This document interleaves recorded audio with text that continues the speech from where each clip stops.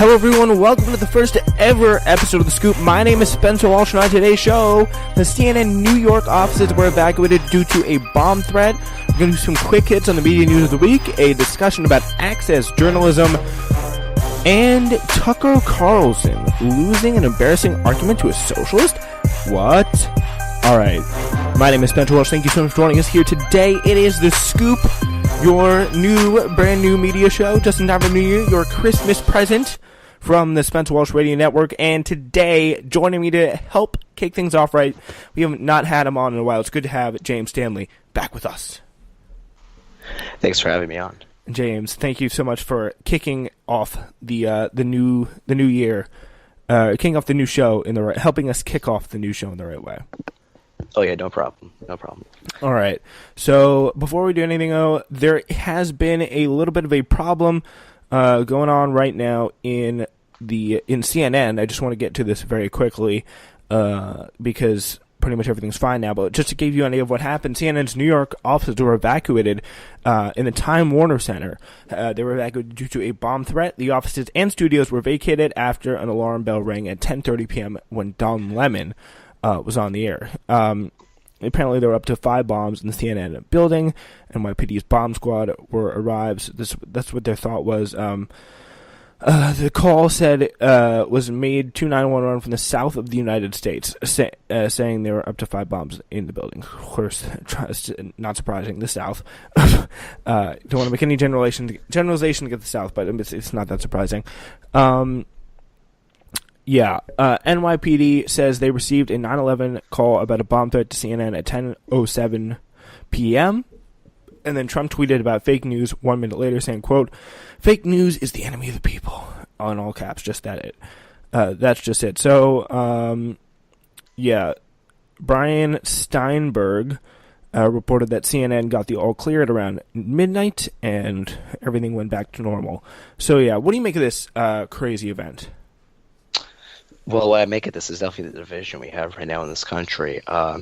And Trump is not doing really anything about it by just going on Twitter and saying fake news is the enemy of the people, is just making the division even worse. I'm not really too shocked that the CNN bomb threat did occur, as right now during this time a lot of rather hefty Trump supporters listen to him and they admire him, especially through what he tweets out. And really, his attacks on CNN as being a fake news media channel really just kind of gives them the energy to go out and basically do this, because their president is basically saying that that's fine, that they're fake news, and that, if there was a bomb and it exploded, he probably wouldn't even really care. I mean, he would probably be like, okay, well, that's actually good, because now that, news source won't be here anymore. Not even to mention that his own propaganda news system called No Facts Fox News also spreads his propaganda throughout the entire country. We got Tucker Carlson on there. I mean, the only guests they ever get on there are people like Candace Owens and Charlie Kirk, who can't back up their claims and post videos of liberals who rather aren't that educated compared to the majority of liberals who are, basically to try to show that they can beat them in an argument when that's not always true. Yeah, and a lot of time, we're going to get into one of the areas where Tucker Carlson, later on the show, we're going to talk about when Tucker Carlson actually made a big mistake, and he asked someone on who absolutely destroyed him pretty good. And this is something I've been meaning to play for you, and we will play a little bit of that coming up. So, yeah, that's definitely a very big thing. I really do question, what would his reaction be? Would he be like, oh no, I really care so much? Or would he pretend to care, or would he just be like, oh no, whatever? Because I'm sure there would be some Trump supporters who would be like, I don't know, it's not a big deal to me if the entire CNN blows up. Because they think, some Trump supporters, especially the ones who go to his rallies and everything like that, they think some crazy things about the people of CNN. They think they're not even human in some scenarios. It's crazy. Yeah, so hopefully CNN does continue to stay safe, because, again, there's real people, real families. No matter what you think of them, you should not want them to blow up. It's that simple. So it has been quite a day this past Friday, and we're going to take a look at some of the top headlines as we start our quick hits of this media news. Here are some good ones. NewYorkTimes.com. Keeping it simple. Trump directed illegal payments during campaign, prosecutors say, of course, with the biggest Michael Cohen news against Trump and Paul Manafort. WSJ saying, quote, Mueller's team says Cohen gave significant help on Russia probe. Feds, this is CNN, says Feds, Cohen broke the law at Trump's direction. Drudge with the good joke there. 8 News, which is funny. NBC went to a split homepage with 2 equally weighted headlines. Cohen told Mueller about contacts between Trump aides, and Manafort lied about contacts with Trump administration, Mueller says. So there's 2 double-edged sword of major news this past Friday with Manafort and Cohen both getting rung up in the latest court filings by Robert Mueller. Fox News, though, they had interesting. No facts, Fox, as you say. Nothing to see. White House claims no news in Cohen Manafort memos as Trump tweets he's totally clear. So obviously they're taking the Trump narrative on that one. And then New York Post, Donald in the terrible, no good, horrible, very bad day. So yeah, it really is very interesting to go across the spectrum of media narratives from Drudge to New York Times, Fox, and New York Post and everything about this pretty incredible news that took place here. And it's very interesting always to see, in my opinion, how the media covers it. And everyone's lying to Robert Mueller. He knows it.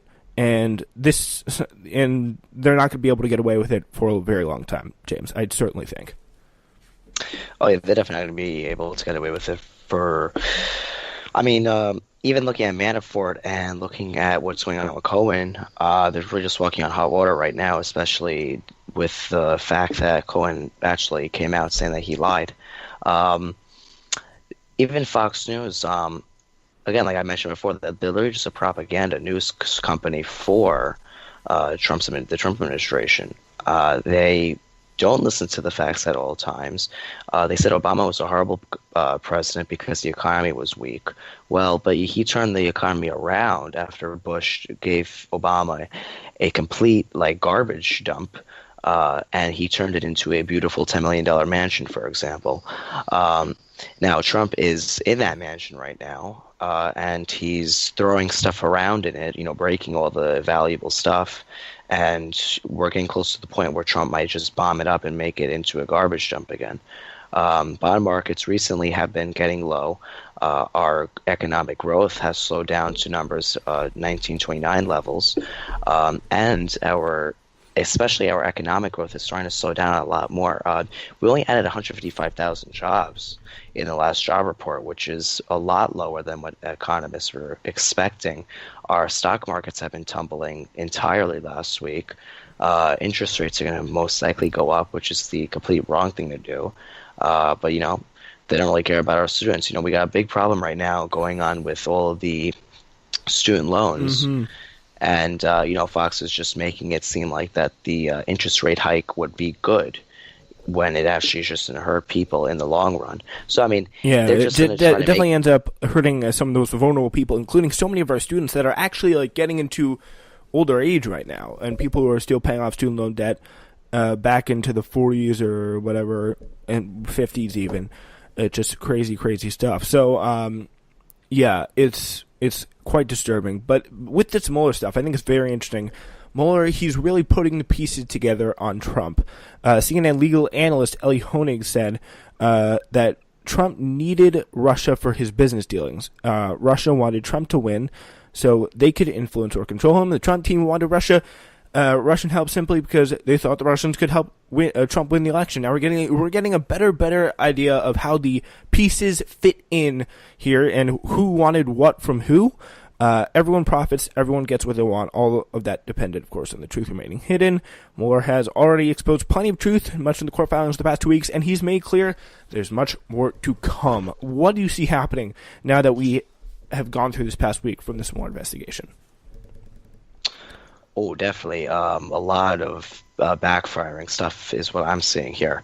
Cohen's this is the second time that he's had to plead guilty to something, especially this second time around. This is even worse. This time around, he is pleading guilty to lying to Congress, which is probably the worst thing you could probably have to plead guilty to, because you didn't have to lie. It was preventable. And I just think that looking at what's going on right now with Mueller, he's going down a right path right now, and the Republicans are not happy with it because they're getting caught. That's why they want this entire thing to be stopped. Due to the fact that close people to Trump are being caught, and people who, Trump rather likes, like Cohen, he doesn't particularly like as much as he likes Manafort or Roger Stone, for example. But Roger. these people, Roger Stone, for example, and these people are just very close to Trump, and the reason why, in my opinion, they want to get this entire thing shut down is because of the fact that the people who are getting caught are people who are close to Trump, and also because they don't want them to get closer to themselves. For example, Trump probably doesn't want them to get closer to him or get closer to an ally of his that he might possibly know had interaction with the Russians. For example, Michael Flynn, Trump's former national security advisor in the beginning portion of his term. He had to resign actually almost 6 to 7 months into his job because of the Mueller investigation that came out, showing that he had very in-depth discussions with many shady Russians. And Trump actually said he might pardon Michael Flynn. I don't think he did, however. But I mean, pardoning someone who has enough proof of doing something incorrect, I think it's just really, you don't just pardon someone because you know them and because you like them. You pardon someone because you look at the facts and you see that they were injustly put to trial and found guilty of something that they have no evidence of. And I think he's just using. I think another thing that could be interesting with Trump, if he does do that, and so far it looks like the people he pardoned were the possible people that are up for pardon chances, could either be Michael Flynn or Paul Manafort, because he's talked about them the most favorably as of recent time. So, and I think that's very interesting because never before, it's very rare, and something you're not supposed to do is pardon a person who could come up in. Who you could be called in as a witness for their trial. And Trump very well, if you think about it, very, very well, could be called in as a witness for the trial of either Michael Cohen or, Michael Flynn or Paul Manafort. And there's only one president who's done that, and that's the one we lost this week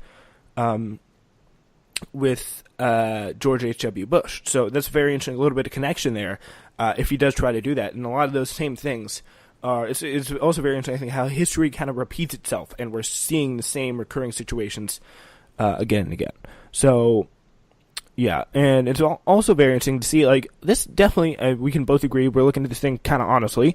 We recognize that this is kind of for real, but some people need some extra convincing. Obviously, that is Sean Hannity. So this recap was put forth by CNN. Hannity spent his opening monologue unsurprisingly dismissing the Mueller revelations. He recited his normal talking points, calling the probe a witch hunt, among other things. But I mean, imagine if this is some sort of news we're breaking in relation to a President Hillary Clinton. Hannity would be just crazy. He'd be outraged. There would be talk of a constitutional crisis. There would be calls for her to step aside, resign, or be impeached. But Hannity obviously just carries his water in all circumstances, no matter how damning the facts look, as we know. And also very interesting here are some new pieces today that are coming into place. Trump is disciplined about the repetition of his terms witch hunt, repeats it over and over again. NPR, PBS News Meredith poll finds that only Republicans view this Mueller probe as a witch hunt. And as Philip Bump wrote on Friday, for all of his fury on Twitter, Trump really does not seem to be persuading anyone at this point in time. So yeah, do you think it's going to be very effective though? I just don't see this happening. People are going to stay in their same camps, and no one's really going to change any opinions. I think it just comes down to the point you have to you have to stop worrying about convincing people, and you have to look to Mueller for real results, because even Trump can't resist arrest or whatever may come to him. I think they definitely got to look at the facts. Could Trump resist arrest? That's a problem. He keeps on saying that a sitting president basically can't be investigated. He keeps on mentioning the fact of possible pardons for Paul Manafort. And stuff that came out last